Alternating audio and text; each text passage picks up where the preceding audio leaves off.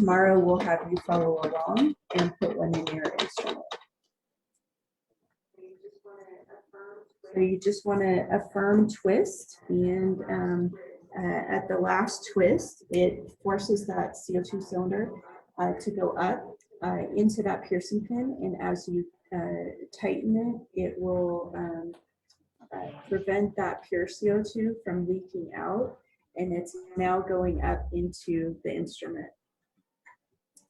One thing about the CO2, the pure CO2, is that once you pierce this cartridge, you have about 8 to 10 hours before it's exhausted. And that is whether you use the CO2 control or not. So that's why we try to conserve CO2 cylinders and not have you use one today, just for the example. But it is important to know that once this is pierced, you have 8 to 10 hours to use the instrument. If you turn your instrument off and go to use it the next day, your CO2 is likely going to be all gone, and you'll have to put in a new cylinder. So you should plan that each day of your experiment, you're going to need a new CO2 cylinder. So every day you need a new one of these, which is why I'd recommend, you know, as a group, you all hopefully can find another place to buy these. If not, you can buy them from us, but it could be kind of expensive to import them. So it would be good to try to find them locally and then try to get a whole large supply so that it can outfit all of your instruments, so that you have plenty of CO2 cylinders.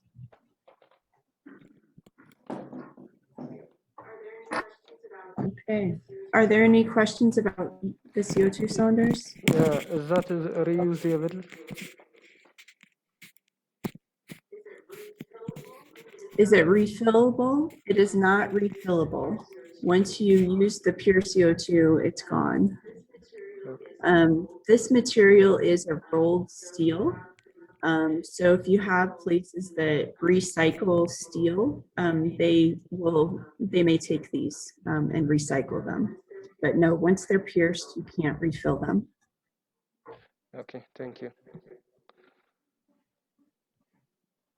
You said they're used in like culinary soda making and cake stuff. Whipped cream makers, also for bicycle tire repairs. Okay. Sometimes they carry these. Okay. So if, like, you know,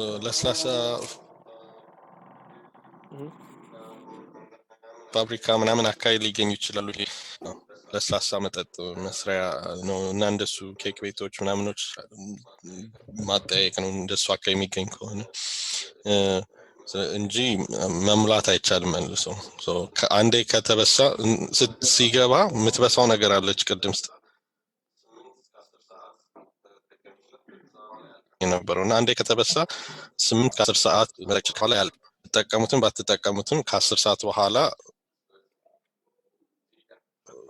CO2 መጨመር አይ ያንዳ ሰፕላይ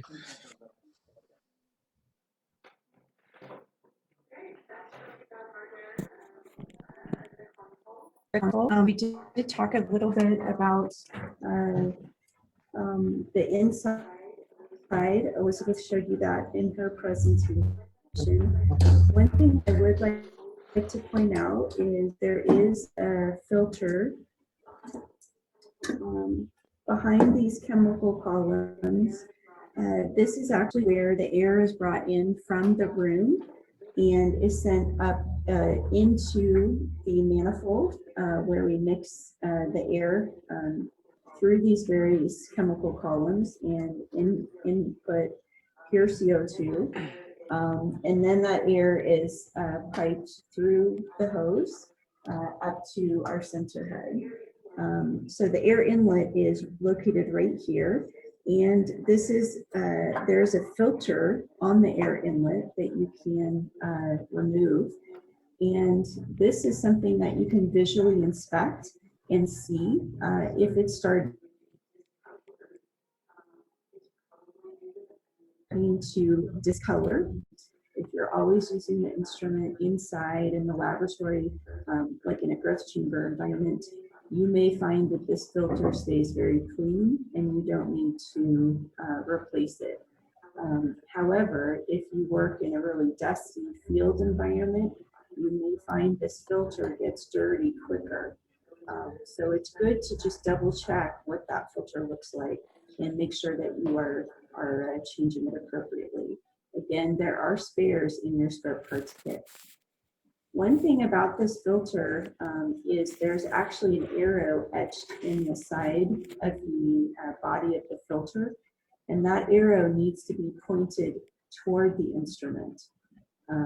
So you can see it's away from this black holder and toward the instrument.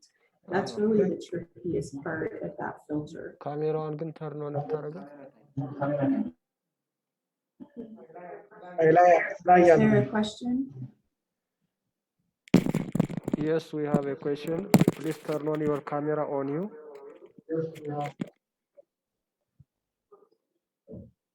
What was it? We can't see what you are doing. Oh, can you zoom out maybe? Or highlight this camera, maybe? If they have it in Zoom, they may not be looking at gallery. Yeah, thank you. Okay. So on the filter, there is an arrow etched in the side, and this arrow should be pointing, it would be toward the instrument. So it should be away from this black housing. And again, there are spares in your spare parts kit. And this is something, again, we'd recommend replacing roughly once a year or as needed, depending on your environment. Okay. But you'll notice at the bottom of this black housing, there's a little hole, and that is where the air is being brought in from the room into your instrument. Okay, so I'll go ahead and reinstall mine. We actually have fittings as well, and I'll mention it to you, that are in your spare parts kit that allow you to hook up tank air to this inlet. So if you have experiment where you're wanting to, probably the most common example would be you're wanting to take measurements under non-photorespiratory conditions, where you want to input air from the CO2, a large tank that would have less oxygen in it. So rather than the 21% oxygen, you could bring the ambient air down to 2% oxygen.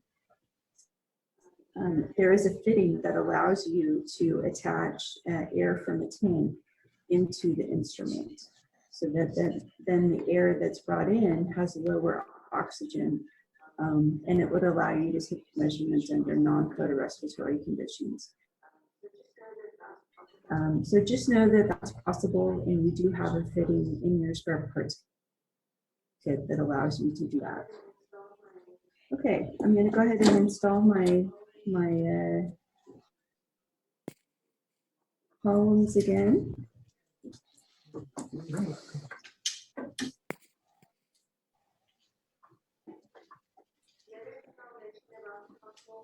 The other thing I mentioned about the console is on the side there are some ports. One of them I have a cable connected to. This is your Ethernet port. It allows you to connect the instrument either to your computer, or if you work in a building that has networked connection, or if you work in a building that has network connections, you could actually connect up your instrument. In your office, you could actually control your instrument through the network, and that's a handy feature that we actually use that a lot here at Lycor. We will set up an instrument in the greenhouse, and we'll connect it to the network, and then we can go back to our office and actually run our instruments from our office. So it's a really handy feature.